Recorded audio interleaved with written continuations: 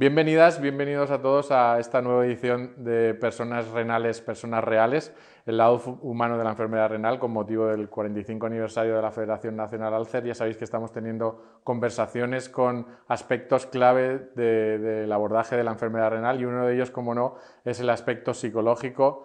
Y tenemos aquí el placer de tener a Guzmán Robles, que es psicólogo muchos años de Alcerturia, ahí en Valencia, con mucha experiencia, que nos va a trasladar y nos va a compartir pues, cómo ve las intervenciones y cómo ve el aspecto psicológico en el abordaje de la enfermedad renal.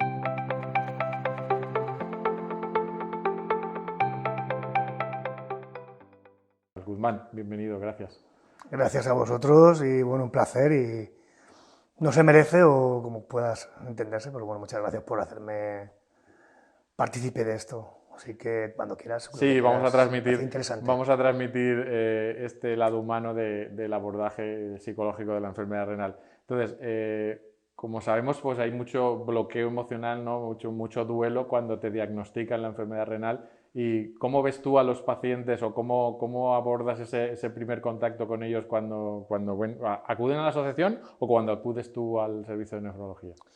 Bien, la verdad es que es una foto, por así decir, de lo más compleja y variada que podamos imaginar, puesto que las personas enferman independientemente de su condición religiosa, raza, color de piel, nivel social, económico y red familiar, que también igual hablaremos de esto, podemos decir que es sumamente importante, precisamente en el momento este de cuando impacta, cuando llega el diagnóstico.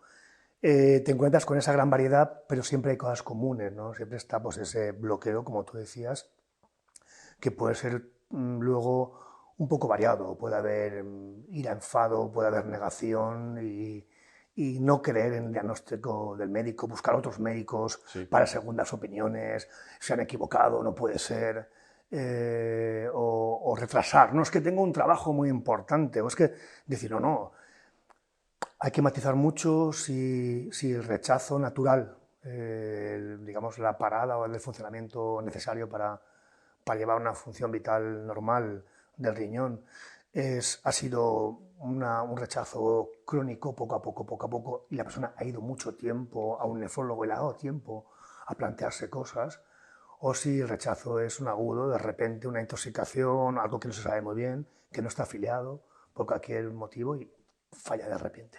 Eso también es un tema interesante tener en cuenta, puesto que el que es de repente sí que es verdad que se ha ahorrado mucho el sufrimiento previo de como se dice, comerse la cabeza, pero luego la negación puede ser mucho mayor. No puede ser que yo ayer estaba bien y hoy estoy mal.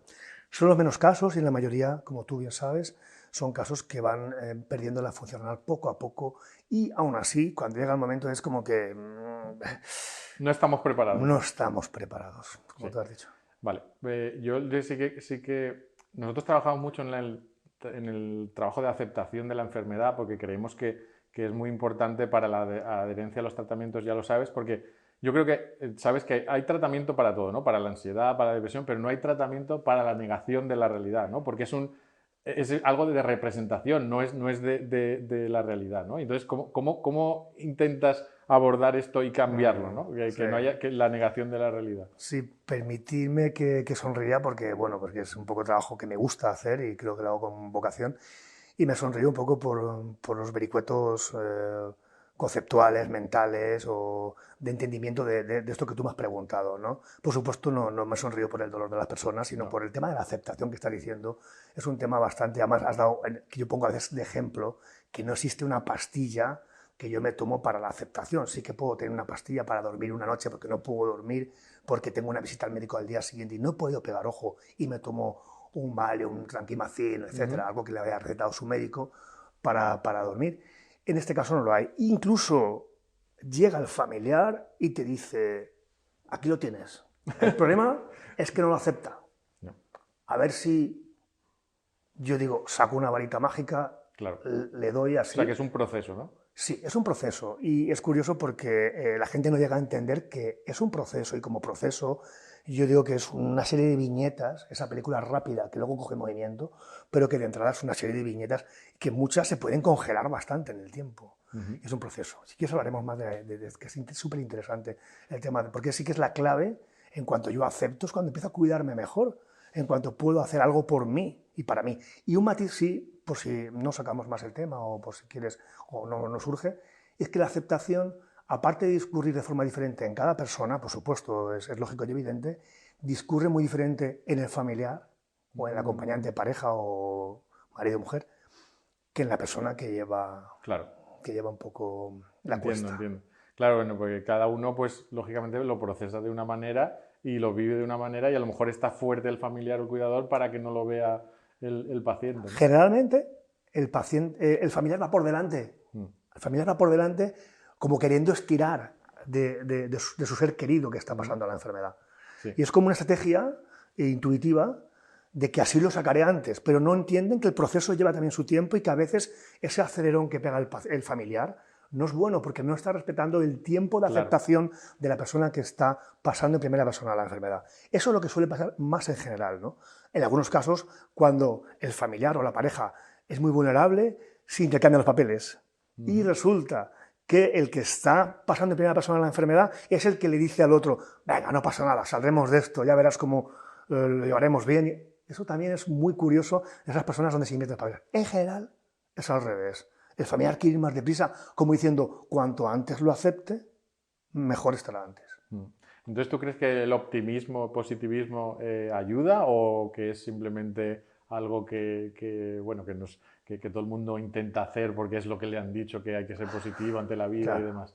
¿Cómo ves tú ese abordaje de positividad y de optimismo? Pues yo creo que, bueno, yo digo que la psicología es como una ciencia más, pues como la física, ¿no? Es intuitiva, muy intuitiva, para que los psicólogos o los físicos hemos deducido esas fórmulas que hay detrás de eso intuitivo que se ve en la realidad, ¿no? Aquella manzana que cae de Newton y se descubre un poco, luego se formula de verdad.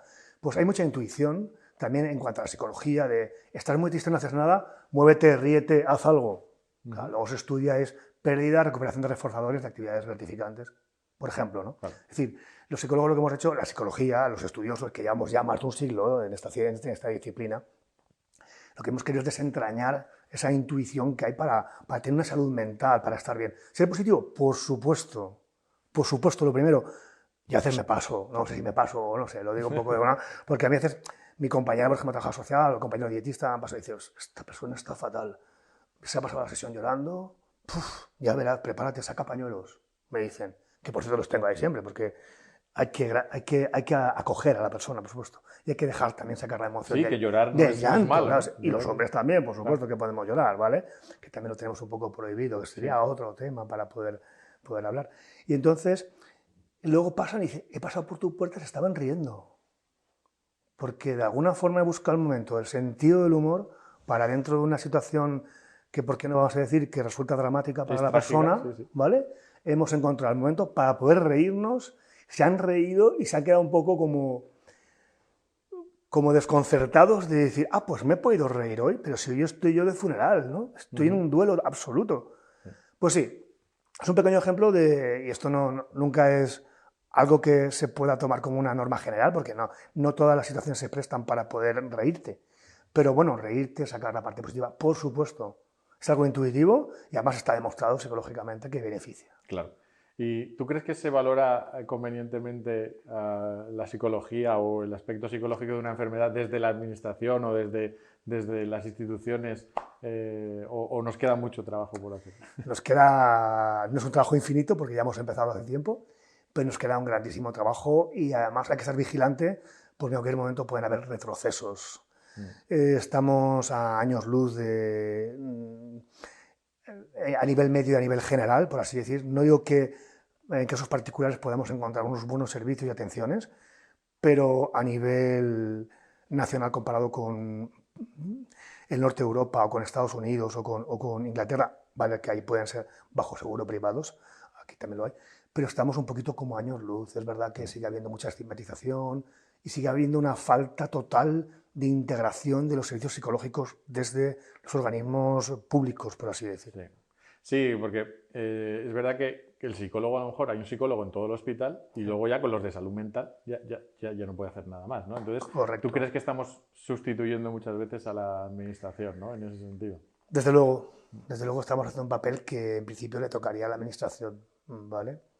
Yo, por ejemplo, colaboro también con el Hospital Infantil de la Fe de Valencia, como sabes, y llevo ya pues, desde el 2006 colaborando con ellos y pues, una gran satisfacción, una gran confianza mutua.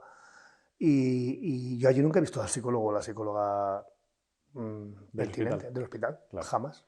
No, tendrá... Y nos han ido a buscar a la asociación, oye, que empezó por un caso suelto, Sí. Una doctora, Guzmán, ¿podrías que me he enterado? ¿Estás ahí? ¿Podrías llevar este caso? Y a raíz de eso, oye, ¿y por qué no lo hacemos un poco más colaborativo, un poco más ya con un protocolo? Y empezamos. Pero ayer pues, el servicio que tienen es carente. No, desde luego, yo sé que después de la intervención del psicólogo o psicóloga mejora la adherencia al tratamiento, el cumplimiento terapéutico, mejora un montón, porque es que es verdad que no se puede hacer ninguna intervención mientras haya ese bloqueo emocional, ¿no? Mientras haya esa negación o esa ira. Yo recuerdo, pues eso, estar enfadado con la medicina porque no me podía curar o estar enfadado en general con el mundo porque a mí, ¿no? Esa pregunta que se hace todo el mundo. Entonces, gracias a esa intervención se puede empezar a adherirse al tratamiento, ¿no? Correcto, totalmente de acuerdo. A ver, no podemos pensar en la persona como una cosa de acción-reacción, un pensamiento primitivo conductista. Es decir, la persona tiene mucho más, tiene un trasfondo, tiene unas emociones y esas emociones están bloqueando el sistema general de la persona. Es muy complicado que esa persona se adhiera a cualquier tratamiento, por sencillo que sea.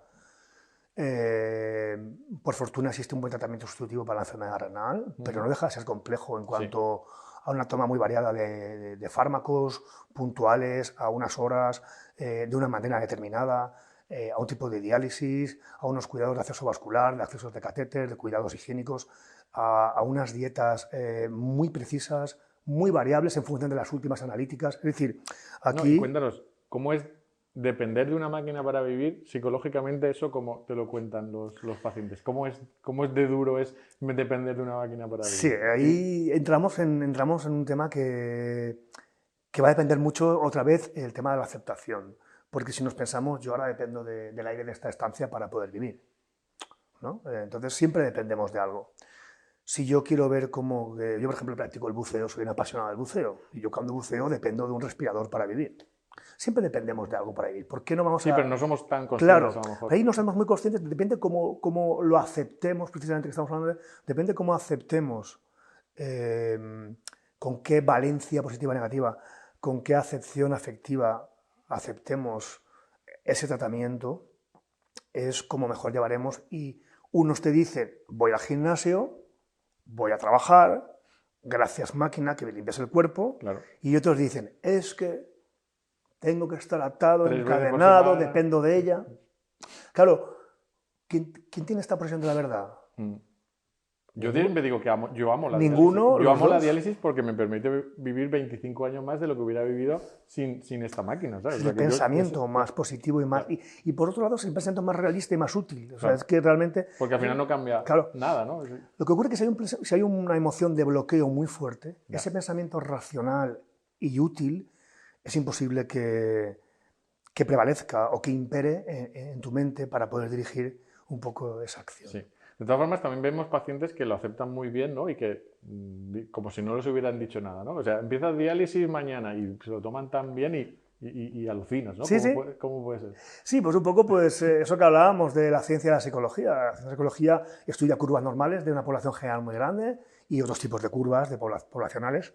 Y bueno, hay gente que le podía haber hecho el psicólogo podía haber sido su pareja, el que le conecta podía haber sido un técnico, da igual de la especialidad, aunque no fuera sanitario, y el médico podía haber sido un resultado de ordenador y una respuesta en un papel, porque es que desde que entra hasta que sale no ha tenido ni un problema de ningún tipo, Ya, pero esos son los menos, ¿no? Claro.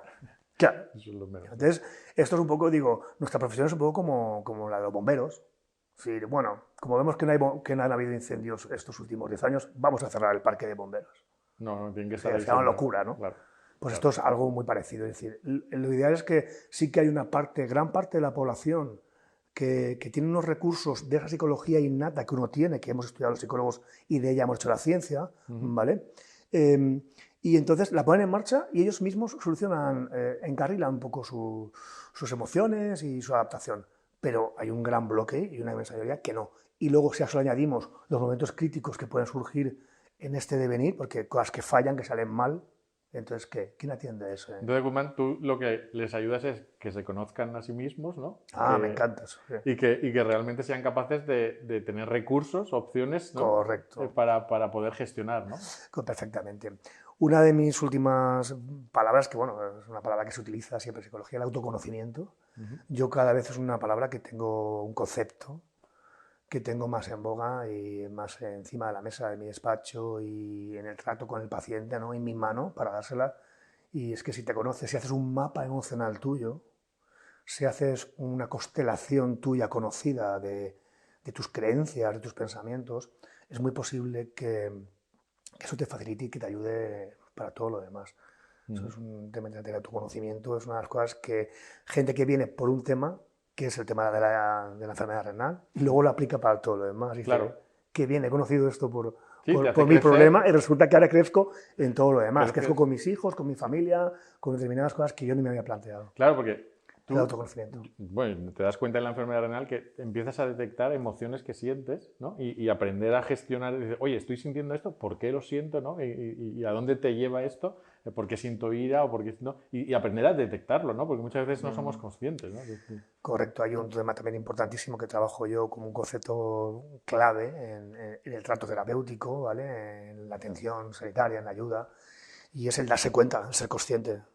Si yo no soy consciente de mis emociones, si no les pongo un nombre y no diferencio un enfado suave de un momento de ira, si no diferencio una incomodidad emocional de otra, poco voy a poder hacer con ella. Lo mismo que planteamientos de, como decías, por ejemplo, antes, vale, yo cuando empecé a trabajar me decían, vale, al matadero, decían, y luego salían, digo, oye, ¿has ido al matadero? ¿Cómo es que sales? Porque hacía mucha sala de espera en los centros de diálisis. Sí. Y cada vez que iban a entrar estaba la broma jocosa, No. que puede ser también en un momento dado liberadora de tensión. Sí. Pero había un trasfondo de decir, igual no está jocosa, o el que lo hace jocoso, para el otro no es nada. No, pero a lo mejor es que te da la vida, ¿no? En vez de que Efectivamente, digo, yo luego les he, correcto, por ahí iba yo, Dani. O sea, efectivamente, al decirles, ¿no? Y no sería otro planteamiento, no sería que te da la vida. Que gracias a esto pues, podemos seguir viviendo. Yo la verdad que lo he visto en el mundo, que muchos no tienen acceso a la diálisis y se mueren por no tener acceso a la diálisis en millones de personas en el mundo. Yo pongo el ejemplo de un paciente que teníamos en la zona de Requena, que era de la zona subsahariana, de la zona del Frente Polisario, era un pueblo sin Estado, ¿no? Con una diálisis de calidad absoluta, que consiguió pues, cruzar la frontera y llegar a España. Y cuando llegó tenía un color pues, parecido al de esta hoja, pero muy pálido, mucho más pálido, claro. Cuando llegó y se empezó a analizar un poco, le envió una foto a su madre y no lo reconocía. ¿Quién es el de la foto?, le preguntaba. De lo bien que estaba, ¿no? Tenía colores de cara, tenía el hematocrito. Sí. Y estaba bien dializado. ¿Gracias a qué? A un tratamiento de diálisis, gracias a una tecnología, a una máquina, claro. Gracias a eso. Claro.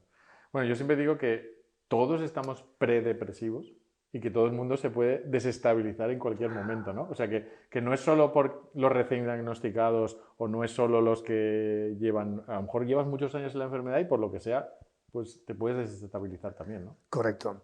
Esto, no para decirte correcto, porque como eres una persona muy ilustrada en esto también, tienes mucha experiencia, Dani, pero no puedo dejar de decirlo que es acertado tu comentario, efectivamente, y eso te lo decía por lo de antes. Igual que habría gente que podría pasar por un proceso de diálisis y llegar a un trasplante, y todo absolutamente rodado, y no precisar de ningún psicólogo, y por qué decir casi de un ordenador, casi de un médico y de un técnico para ponerle tal, porque su fístula no ha dado ningún problema ni siquiera. Y entonces, igualmente, esa persona, si un día le van a trasplantar y tal como entra, sale, como me ha pasado con muchos pacientes que han ido a la consulta diciendo, Guzmán, me llamaron otro día y tal, le ha salido mal.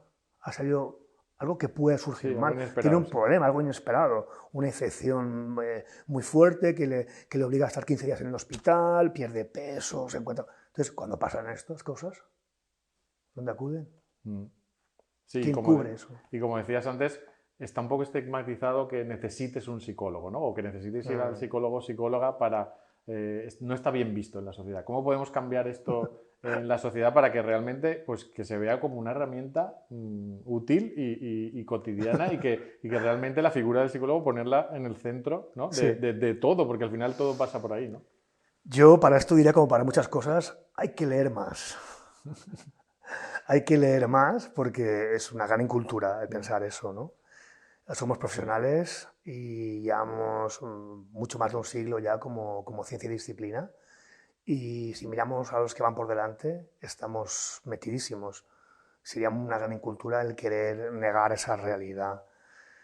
Yo al principio me enardecía más cuando estaba más recién licenciado y defendía más la psicología a capa y espada. Y ahora no es que no la defienda, sino es que depende de que la gente, digamos, se espabilen por sí mismos. La gente tiene que leer más, tiene que cultivarse más y darse cuenta de que tú, cuando tienes un problema específico de algo, llamas al profesional específico de algo, y es el que te va a ayudar en eso.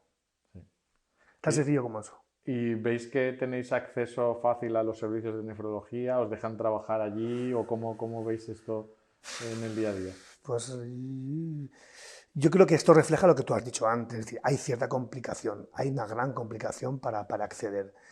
Yo estoy trabajando con muchísimos pacientes que llegan por la red social, por internet, por el boca a boca de otros pacientes, y no tantos derivados por profesionales sanitarios. Claro. Bien, enfermeras, enfermeros de sus unidades de diálisis o de ERCA, o sus nefrólogos. Sí que van llegando muchos derivados por el propio nefrólogo, pero cuesta que sea desde arriba, desde, digamos, jefe, jefa de servicio, ¿no? Cuesta. Sí que tenemos una colaboración muy buena con unos hospitales, pues el PSET, porque no voy a decirlo, ¿no? Sí. Y el resto, pues bueno, no terminan de romper esa especie de inercia un poco ancestral negativa de no tener esta visión de salud global y conjunta, donde el psicólogo tiene mucho que aportar.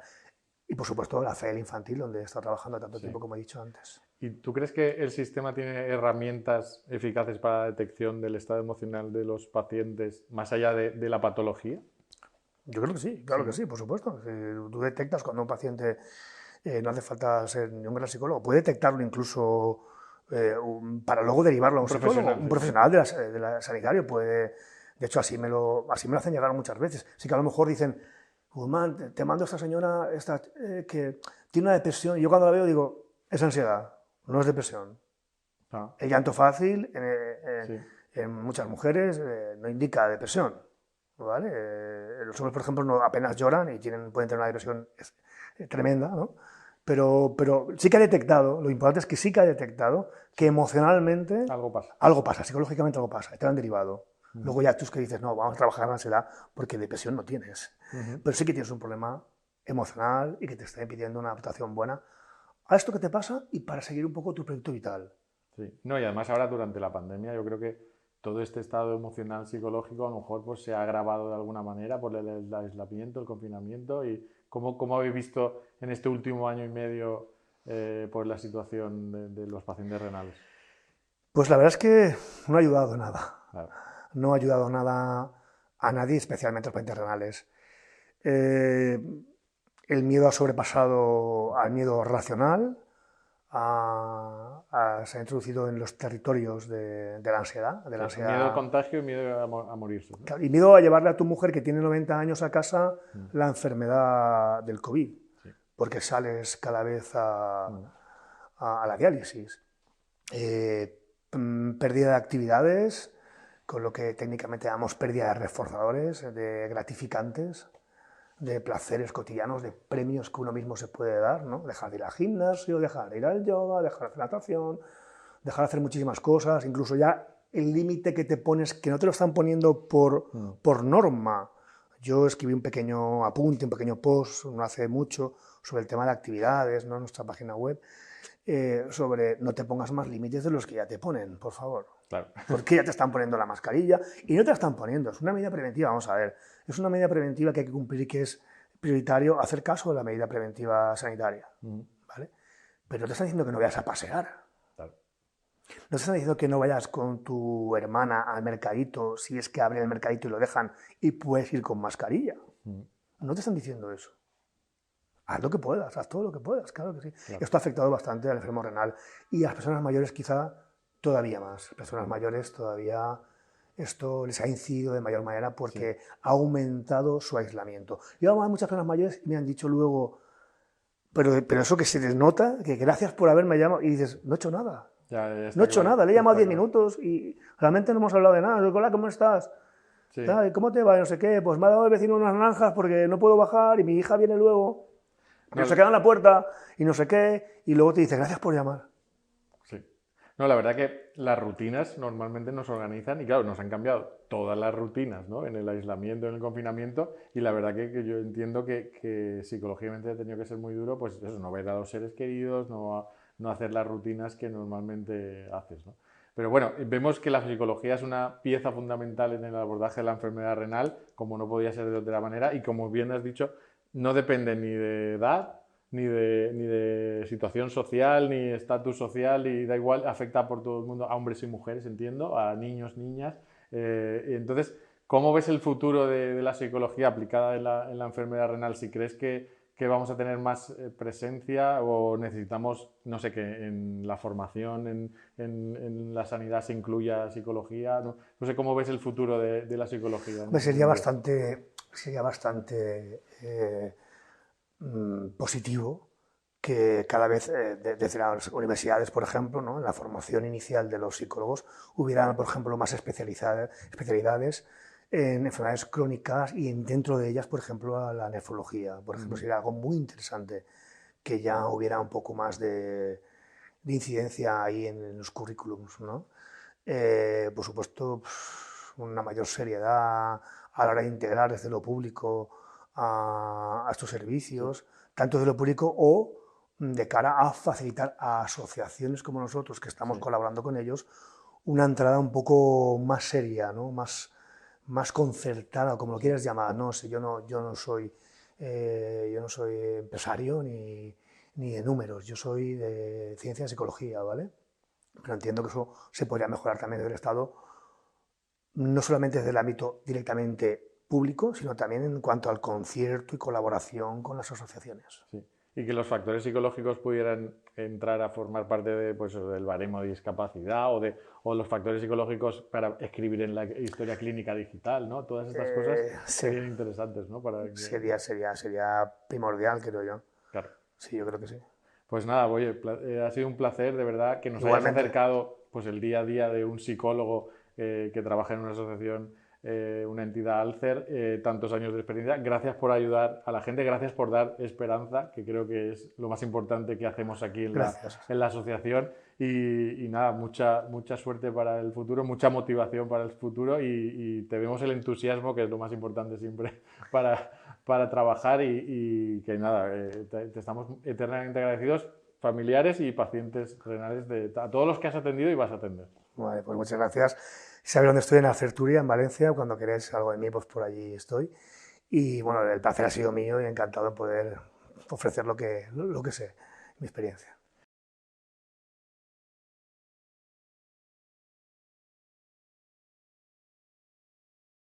Estamos hoy con Elena García, psicóloga de la salud, y bueno, bienvenida. Gracias. A este pequeño espacio de personas renales.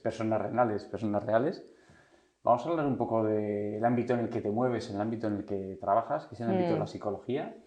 Cuéntanos qué haces y dónde trabajas. Bueno, yo he estado vinculada durante como unos 17 años al servicio de nefrología del Hospital La Paz. Y ahora mismo lo que tengo son actividades muy concretas, más en apoyo a líneas de investigación y formación al equipo. Pero bueno, mi trabajo ha sido durante todo este tiempo en el hospital, en el servicio de nefrología de adultos. De adultos, atendiendo a los pacientes. A los pacientes, familiares, a las familias y al equipo también. Y al equipo también. Esto me parece muy interesante porque me parece una cosa que no es habitual en muchos centros, ¿no? ¿O sí es habitual en los centros? Pues debería de serlo. Lo que pasa que muchas veces es verdad que se trabaja y se focaliza mucho en el trabajo con los pacientes y con las familias, pero yo creo que es muy importante también trabajar con el equipo, ¿no? En programas muy concretos. Sobre todo lo que hemos hecho ha sido programas más de formación, de habilidades de comunicación, de apoyo en la toma de decisiones, mucho con la enfermería también, estrategias para promover la adhesión al tratamiento. Cosas me suenan muy interesantes y muy atractivas, muy porque bonitas. lo oigo muy poco y se oye en pocos centros y dices, es verdad que los profesionales al final tienen que tener esas herramientas, porque yo recibo mucha información de mucho impacto de los pacientes, ¿no? Claro. Y al final que solamente parezca que la única persona que les tiene que atender en este ámbito es la psicóloga o el psicólogo, dices, bueno, en fin, hay más gente que cuida esto, ¿no? Total, sí. Totalmente de acuerdo, esto Sí. es el punto de partida. Sí, sí. Tenemos un punto de partida acordado. Sí. Cuando tratas a la gente, procuráis, bueno, tú atiendes dentro del hospital. ¿Cómo funciona? Bueno, ¿cómo ha funcionado? Porque ahora estamos en otra etapa distinta. Estáis haciendo una fase, claro, entiendo, estamos de cambio, ¿no? en una transición. Pues mira, mi vinculación ha sido principalmente a través de la investigación. Entonces empezamos con la unidad de enfermedad renal crónica avanzada y ahí lo que hicimos fue diseñar un programa para apoyo en la toma de decisiones y promoción de la adhesión al tratamiento. Entonces, ¿cómo ha funcionado? Pues al principio con dificultades, porque esto no era algo muy conocido, la figura del psicólogo hace todos estos años, ¿no?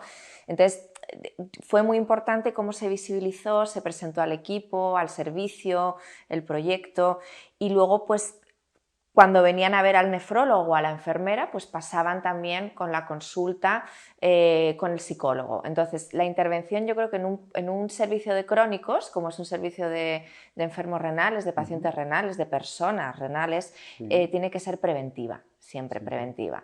Esta es la diferencia con la psicología clínica, ¿no? Que te decía antes, que es casi como más preciso hablar de psicología de la salud que de psicología clínica, porque es una intervención donde tú no vas a trabajar con psicopatología, con personas que tengan un trastorno psicopatológico. En principio, no es una enfermedad mental. Claro, a priori no tiene por qué, que también los hay en menor porcentaje. Tú trabajas con personas que están pasando por una transición vital y que lo que tienen es una experiencia de sufrimiento. Entonces, el modelo del psicólogo en un servicio de crónicos tiene que tener algunas características, algunos mínimos, y una principal es que el psicólogo esté integrado en el servicio y que pueda tener actividades preventivas antes de que aparezca el problema. Dices una de las principales, entiendo que hay más. Sí. ¿Qué otras son las principales? Pues mira, esto lo hemos estudiado y esto fue uno de los trabajos que hicimos más precoces, ¿no? en todos los desarrollos que hemos tenido luego en Nefro, que fue el modelo de integración de un psicólogo, pero que también podría aplicar, se me ocurre ahora, a otros profesionales, como puede ser un nutricionista o un trabajador social. Entonces, tiene que ser un modelo donde haya pues una alianza con el equipo, ¿sabes? Que no sea una cosa de que el psicólogo va, hace sus actividades y luego se vuelve al servicio de salud mental, sino que participa de la vida del equipo en condiciones de simetría con los médicos, con la enfermería, dar sesiones, participar también en base un poco a los, pues decisiones que se toman con algunos pacientes, Entiendo, ¿no? que es como, no sé si he entendido bien, pero que es como nos sentamos en una mesa y hablamos de un paciente. Bueno, esa es una parte, claro que sí, todo lo que tiene que ver con las decisiones sobre ese claro, paciente. Esa es una parte súper importante. Clínica, de enfermería, claro, de psicología, exacto. Que ahí faltaría incluir, como decías, quizá otras labores, otras perspectivas que sumarían a ver la perspectiva de cómo atender a una persona. Pero veo que no te he entendido bien, porque me he quedado con eso, pero me quedo corto. No, eso es una cosa muy importante. Otras perspectivas, como por ejemplo la parte nutricional, ¿no? En La Paz, pues también con mi compañera Almudena, que ella también participa muy activamente en todo esto, pues también tiene una visión, ¿no? Muy importante. Entonces es como generar... El ser humano es muy complejo y tiene muchas aristas, ¿no? Entonces, como generar un poco esa multidimensionalidad de la persona en las reuniones, ¿no? Que en nuestro caso las tenemos semanalmente. Yo participaba anteriormente, ahora estoy un poquito más desvinculada, pero semanalmente en hemodiálisis, por ejemplo, ¿no? Y a la hora de hacer esas intervenciones, ¿cómo hacéis? ¿Cómo funcionáis con esas intervenciones con el paciente?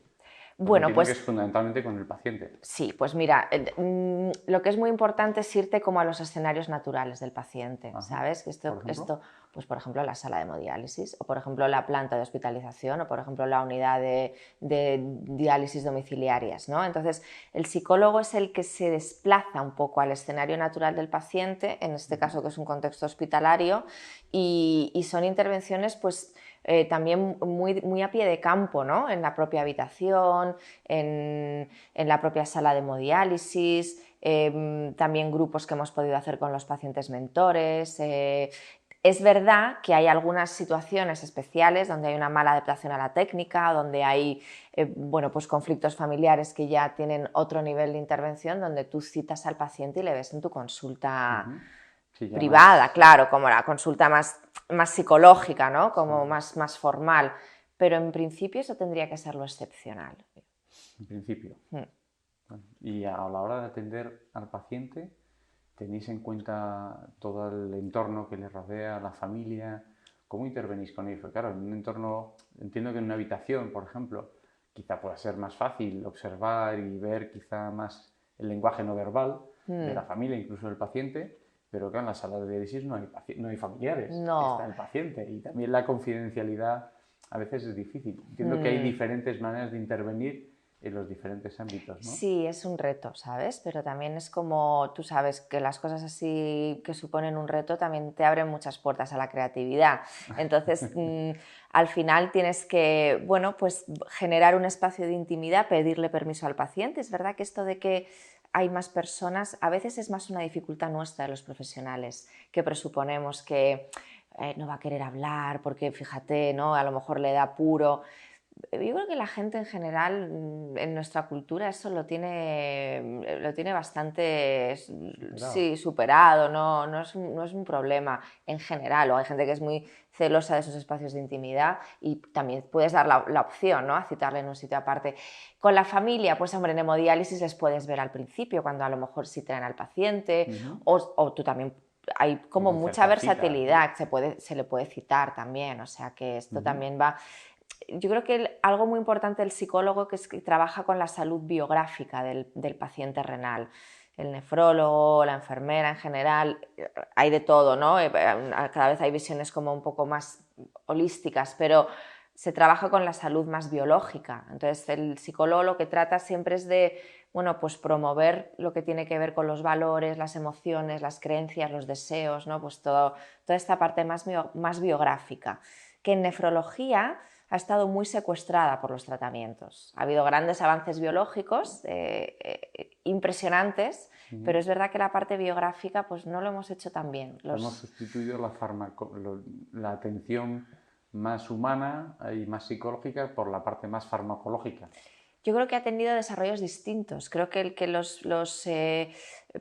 el ámbito biomédico lo ha hecho excelente. El ámbito psicosocial tenemos que mejorar mucho, porque hay mucho por hacer, ¿no? ¿Por ejemplo? Bueno, pues... Es decir, puestos a poner retos, pongamos... Bueno, todo, mira, ¿no? La nefrología, yo lo he dicho en otros sitios ya, es como una joyita para un psicólogo, porque hay muchas cosas que se pueden trabajar. Todo lo que tiene que ver con el apoyo a la toma de decisiones, ¿no? Es una enfermedad donde hay muchas opciones de tratamiento y esto es muy positivo, donde se puede hacer una planificación, ¿no? Que la persona pueda tener control hasta el final. Algo que nos preocupa mucho en el equipo de La Paz, pues por ejemplo, tiene que ver con los aspectos más finales de la enfermedad, ¿no? Los programas de cuidados paliativos renales también, que están en desarrollo en nuestro país. El ámbito de la adhesión a los tratamientos, ¿no? Cómo ayudar, por ejemplo, en el paciente trasplantado. Podría estar toda la tarde diciéndote cosas, Claro, pero al final, dependiendo de las distintas fases de la enfermedad, la manera de afrontar la parte de la aceptación son dos cosas distintas, pero al final terminan uniéndose mucho, ¿no? Dependiendo de la fase, todo depende de la aceptación. Da igual la fase en la que estés, tienes que aceptar que estás en esa fase, ¿no? No sé cuál es, si hay una diferencia clara en función de cada fase, cuáles son las problemáticas o las situaciones, más que problemáticas, digo, son situaciones de personas y de entornos que trasladan y para tratar de recibir un poco esa ayuda, esas herramientas, no sé, fases diferentes o situaciones diferentes o con las que os encontráis a la hora de tratar a los pacientes o a los familiares, no lo sé, igual hay diferencias, igual no. Claro, sí, mira, todo lo que tiene que ver con el equilibrio emocional o un poco el proceso de adaptación depende mucho de los contextos, ¿no? Del contexto en el que uno esté. Y en el caso de la enfermedad, pues evidentemente no es lo mismo pues una ERCA precoz, ¿no? Cuando tú tienes que una enfermedad renal crónica en fases precoces, que una ERCA, ¿no? Donde ya tienes que enfrentarte a un cambio de escenario clínico, como es el inicio de tratamiento renal sustitutivo, o un trasplante, el post-trasplante inmediato, por ejemplo. pues el primer año después del trasplante, lo que a mí me han enseñado los pacientes, porque ellos son los expertos realmente, ¿no? Pero lo que yo he vivido con los pacientes y con las familias es que, claro, ahí tienes que salir de un contexto muy controlado, como puede ser la diálisis, a un contexto de mucha incertidumbre, ver cómo yo me relaciono con los inmunos, pasas a otra condición crónica de salud, no dejas de estar dependiente del hospital, incluso puede que estés mucho más dependiente del hospital en el post-trasplante, ¿no? Inmediato. Entonces, claro que las fases determinan mucho la vivencia, ¿no? y la trayectoria del paciente. Las herramientas para trabajarlo pues son bastante similares en el fondo. En el fondo son bastante similares. Hay una frase que yo suelo contar bastante y suelo decir que no es... Una cosa es lo que el paciente vive y otra cosa es lo que el familiar se imagina. Porque uno vive lo que vive y sabe lo que está viviendo. Claro. Pero el familiar se imagina todo lo que está, ¿no? Y claro. decía Santa Teresa de la Cruz, creo que decía, la imaginación es la loca de la casa. Y cuando alguien se pone a imaginar, por ejemplo, alguien que tiene hijos en edad adolescente, cuando vuelven tarde, a nadie se le ocurre pensar que es que se lo están pasando pipa y por eso llegan tarde. No sé por qué todos tenemos la manía de pensar siempre lo peor. No sé si con los familiares pasa un poco lo mismo. Pues eso tiene una explicación fisiológica. Tenemos un cerebro que es un cerebro que tiene un sesgo a lo negativo por configuración fisiológica. Tenemos una parte de muy reptil, primario, otra huir, parte ¿no? de ratón, otra parte de mono. Y luego tenemos nuestro neocórtex, que es muy sofisticado, pero los cerebros previos no se han eliminado. Entonces, ante una situación de incertidumbre, tu cerebro reptiliano se activa y empiezan las anticipaciones negativas de futuro, como si fueras una pitón, vas buscando amenazas, donde puede haber una amenaza. Y por eso tenemos ese sesgo a lo negativo. Y eso hay que domarlo, porque eso te amarga la vida y amarga a los que están a tu alrededor. Entonces, eso claro que ocurre, ¿no? Que uno anticipa de manera negativa ante situaciones de incertidumbre, probablemente los padres de un adolescente o la pareja, ¿no? Puede estar presuponiendo. Entonces, ahí yo creo que es muy importante abrir diálogo. Todo lo que tiene que ver con no presuponer. El que presupone se equivoca siempre. Es que es tan difícil a veces no presuponer, ¿no? Es difícil, pero es urgente dejar de hacerlo, porque es que te equivocas. ¿Hay alguna herramienta? La pregunta. Así... Preguntar, la pregunta. Sí, ¿verdad? Preguntarle. Es tan fácil. ¿Qué te pasa, no? Claro, o qué piensas tú, o qué es lo que te preocupa, o qué es lo que temes, o quieres que hablemos de esto, pedir permiso, abrir el diálogo. Cuando tienes un paciente que a veces... quizás muy prototípico, perdón, igual etiqueto mucho, ¿no? Pero paciente añoso, paciente mayor, en un entorno quizá más de soledad, que pues igual vienen los hijos a verle, que le preguntan y que está muy reticente o está en una fase de negación y entonces está muy cerrado. Claro, ¿hay alguna pauta para, te iba a decir, para recomendarle, oye, pues ¿por qué no acudes a alguien que te pueda ayudar? Habitualmente la respuesta es, sí, encima que tengo que ir a diálisis, encima voy a no sé qué, sí, hombre, ni hablar. Claro, ahí podemos aprovechar esta herramienta para decir, oye, pues igual hay alguna manera en la que los familiares o la propia persona puede escuchar de primera mano, oye, ¿por qué no planteas? No sé. Bueno, un paciente que tiene ese afrontamiento, lo primero es muy humano y yo creo que lo importante es respetarlo, ¿no? Cuando alguien está cerrado, eso pasa por algo, la mente y el aparato psíquico se está defendiendo. Lo primero hay que confiar en el otro y en sus movimientos. Y luego yo creo que hay que hacer también como una invitación, ¿no? Respetar los tiempos del otro. Y yo diría que la presencia, ¿no? el estar presente, más que las palabras. La gente se va a olvidar de lo que le digas, de lo que hagas con ellos, pero jamás se van a olvidar de cómo se sienten contigo. Entonces yo creo que es muy importante el poder estar presente, ¿no? y al final generar confianza. Una persona que está cerrada probablemente es una persona que tiene cierto nivel de desconfianza. Tendrá sus motivos, seguramente muy legítimos. Entonces hay que ver ahí cómo hacemos para poder vincularnos con el otro, porque si no hay confianza no hay vínculo, y si no hay vínculo, pues no hay cambio, no hay posibilidad de cambio. La cercanía para poder empezar a afrontar alguna cosa es complicada, entiendo, ¿no? ¿Qué te ha supuesto después de estos años, dejémoslo ahí, estos años de profesión? ¿Cómo recuerdas esos inicios y cómo te ves tú ahora? ¿Cómo te ha cambiado la gente? No sé si es la misma pregunta, quizás son dos.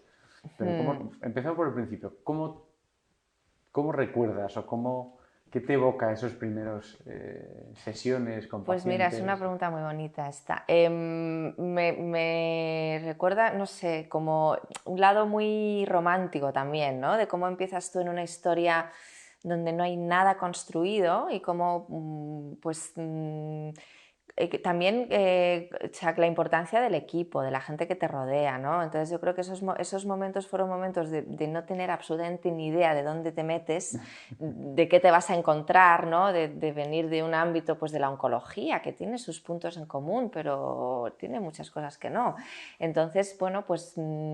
También recuerdo mucho la confianza del equipo, ¿no? La confianza de cómo una figura muy exótica como es un psicólogo, ¿no? En el Exótico. 2007 de repente pues, se planta ahí y la gente bueno, pues empieza a abrir un poco las orejas.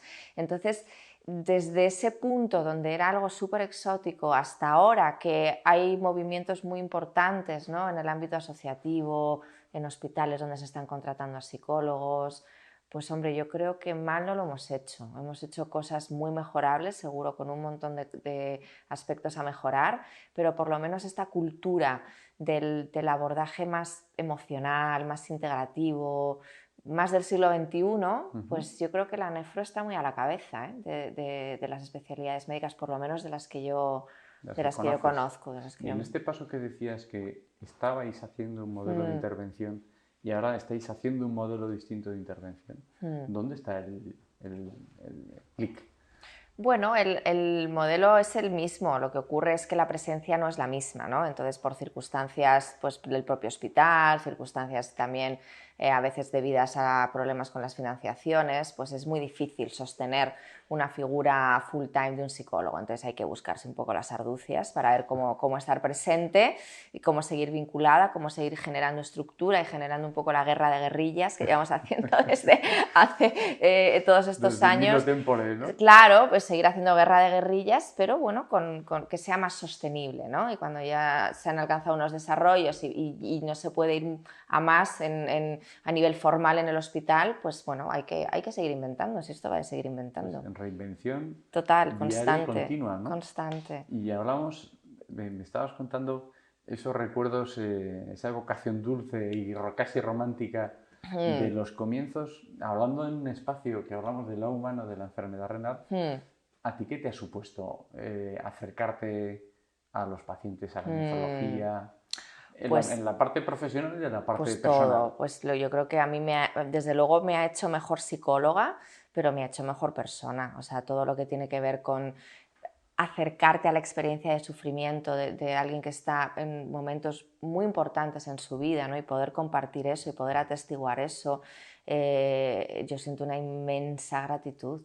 O sea, una inmensa gratitud hacia todas las personas a las que yo he podido acompañar y que me han enseñado. Si al final las cosas no están tanto en los libros, están en los pacientes, en las familias y en el equipo también, ¿eh? A mí el equipo también me ha enseñado mucho y yo creo que ha sido una historia muy bonita en general. ¿Alguna historia, vivencia que se pueda contar? Que digas, recuerdo una o dos cosas que me han marcado profundamente por alguna cosa concreta. Ya no solo por la empatía que se pueda tener con una persona que puede pasar y suele pasar y no es difícil que pase, sino por cualquier otra circunstancia, no precisamente por una cuestión empática. Pues te podría contar muchas, porque huella que digas, muchas, es que esto ha sido... con nombre y apellido muchas, ¿sabes? Pacientes que, bueno, pues que han podido también asumir cuando llegaba el final con mucha entereza, ¿sabes? Y cuando pues recuerdo un paciente que nos enseñó mucho a todos en el equipo, hace ya muchos años, yo era muy, muy jovencita, cómo decidió que no quería continuar con la técnica, que se quería despedir, que quería irse a tomar su último desayuno a la plaza donde él vivía, en Madrid. Y esto nos enseñó muchísimo a todos. Y ahí empezamos a darle vueltas, empecé a plantearme muy en serio, digo, es que hay que hacer algo con las retiradas de diálisis, con los finales, ¿no? Cuidamos mucho los inicios y a veces no cuidamos tanto los finales y son igual de importantes. Pero bueno, muchas historias, un montón. O sea, esa es una que la hablamos, la recordamos a veces, ¿no? Pero hay muchas historias. Sí, claro, es que después de una trayectoria muy extensa y como dices, desde la ERCA, tratamientos reconstructivos, trasplantes, personas jóvenes, mayores, dices, es que al final luego no sé muy bien qué elegir, ¿no? Por tocar un poco ese lado humano de la enfermedad, no sé si a ti te ha tocado, ¿cómo te lo diría? ¿Te ha tocado sufrir con alguna, especialmente, aparte de una experiencia bonita como la que cuentas, ¿no? Es decir, oye, esto pues sí, es muy duro, pero he tenido un aprendizaje, ¿no? Con alguna que te hayas quedado esa experiencia de decir, jo, qué pena que igual hay un prototipo de situaciones, ¿eh? No quiero personalizar ni entrar ni meterlo en ninguna llaga, pero decir, jo, pues hay algo que siempre se me ha quedado ahí. Sí, claro que hay pacientes que lo podrías hacer mejor, o sea, desde luego que yo tengo muchísimas imperfecciones a nivel profesional, entonces claro que hay pacientes que podrías haber acompañado de otra forma o que a lo mejor en ese momento no tenías los recursos o no tenías la visión, ¿no?, para poder haberlo hecho de otra manera. Entonces, claro, yo creo que esto y además es bueno que ocurra, porque uno aprende en lo que no lo hace del todo bien. Por eso te lo preguntaba. Entonces, y esto es muy importante, ¿no? Yo creo que también el poder hacer un poco de autocrítica y ver en qué podíamos haber mejorado. También teníamos la costumbre, ¿no?, en el equipo de ver casos que nos dejan un sabor de boca que no es bueno, sentarnos a ver dónde podíamos haber hilado más fino, ¿no? Sin mucha autoexigencia ni sin un maltrato a uno mismo, ¿no?, pero sí con una actitud de aprendizaje. Y con esa actitud de aprendizaje entiendo que tiene que haber marcados algún hito o algún reto o algo que queda pendiente por cumplir y que está ahí encima de la mesa y que igual hay que mostrar, decir, oye, pues yo que sé, dentro del ámbito de la psicología, sí, estaría muy bien, estaría muy bonito que alcanzáramos este objetivo común, que no sé cuál es, o si tú tienes alguno en mente, que digas, mira, yo, para mí... Pues hombre, si me das a soñar y a pensar en grande, sí. Una atención psicosocial universal, es un derecho humano casi, te diría. O sea, el paciente renal tiene acceso a técnicas de tratamiento sustitutivo, tiene acceso bueno, en general hay de todo, ¿no? Pero igual que con la domiciliaria, pues a veces no hay un acceso universal, ¿no?, a técnicas domiciliarias, pues yo creo que hay que apostar por un acceso universal a un apoyo psicosocial. Esta es una enfermedad que tiene un impacto emocional alto, como son todas las insuficiencias orgánicas, ¿verdad? Y yo creo que es una enfermedad donde tenemos herramientas para poder, una parte del sufrimiento, la parte que es evitable, pues poderlo disminuir. Entonces, cuando algo es efectivo y las intervenciones psicológicas son efectivas, hay evidencia y hay análisis de eficacia, y son intervenciones que tienen su nivel de evidencia, pues es maleficiente no promoverlas. Estamos haciendo una dejación de responsabilidades desde los equipos de salud. Más claro agua. Más claro agua. Más claro agua. Estás violando un principio ético, la no maleficencia. Si hablamos de niños, al final los niños tienen una situación complicada tanto por el propio niño como por los padres o cuidadores de la persona. Hay una manera distinta de abordar las cosas. Antes has dicho que bueno, prácticamente las herramientas son las mismas, pero entiendo que quizá la edad, por la menor edad, quizá hay una manera distinta de atender a familias y a los pacientes. Bueno, yo en general el abordaje en pediatría es un niño no es un adulto, un pequeñito, entonces claro que tiene abordajes diferentes, ¿no? No es mi área de especialidad, pero sí que es verdad que hay como diferentes momentos como muy importantes, como puede ser también la transición, ¿no?, de una clínica infantil a una clínica de adultos. Esto es muy importante, por ejemplo, en la poliquistosis es fundamental y eso es una cosa también que es un vacío en el sistema. Otro gran reto el que pones enorme, pero enorme y fascinante, y teníamos proyectos muy bonitos en La Paz que no vieron la luz por diferentes problemas, pero es algo que nos preocupaba mucho cuando venían los pacientes del infantil y hay que acogerles, pero también tienen que hacer el destete. Entonces ahí es muy importante esto para los padres también. Entonces en pediatría hay que trabajar con la unidad familiar, también en adultos, pero en pediatría especialmente. Trabajar con los niños, trabajar con los padres también, y sobre todo yo creo que ver cómo las pautas a veces de crianza, cuando hay una enfermedad crónica, yo tengo más experiencia en otras enfermedades crónicas en pediatría, ¿no? Por ejemplo, la hemofilia, yo me formé en hematología en La Paz. Entonces, ahí, por ejemplo, los padres muchas veces van a pautas de crianza que son o de hiperprotección o de hiperpermisividad. Entonces tú tienes que generar modelos también de una profilaxis psicológica, porque los niños van a ser los futuros adultos en los servicios de adultos de psicología, o sea, de nefrología. Claro. Entonces ahí yo creo que trabajar todavía mucho más la prevención. ¿Qué queda por hacer? Mucho. Queda por hacer mucho. Desde luego queda por visibilizar nuestro trabajo, queda que los psicólogos... ¿No consideras que no está suficientemente visibilizado o valorado? No sé si es lo mismo. Creo que visibilizado, creo que valorado está, y desde luego un ejemplo es esta entrevista que estamos teniendo aquí hoy. Pero creo que nos queda visibilizarlo más, y esto va por nosotros, por los psicólogos, que hay que publicar, que si queremos que nos tomen en serio hay que mostrar datos y hay que investigar y hay que comunicarlo y no solo hacer las cosas en tu consulta, sino si algo te funciona hay que compartirlo, y en el ámbito científico compartir es publicar. Así que creo que da mucho por hacer, pues eso es bonito, esta especialidad no acaba nunca. No, me imagino. ¿Y para ti? ¿Qué te gustaría como reto personal? Es decir, yo sería feliz haciendo... ¿Qué?